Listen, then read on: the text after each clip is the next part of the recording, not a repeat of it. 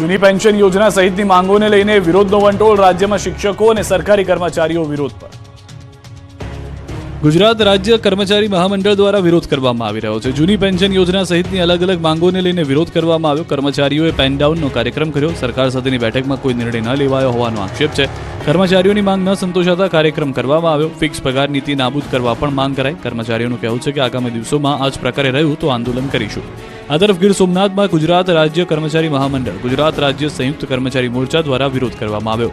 પોતાની પડતર માંગણીઓને લઈને સરકારી કર્મચારીઓ તમામ કામથી અળગા રહ્યા. પેન ડાઉન, શટડાઉન, ચોકડાઉન સહિતના કાર્યક્રમો કર્યા હતા. શિક્ષકો શિક્ષણ કાર્યથી પણ અળગા રહ્યા હતા. નર્મદા જિલ્લા પ્રાથમિક શિક્ષક સંઘ દ્વારા સરકાર સામે વિરોધ નોંધાવ્યો.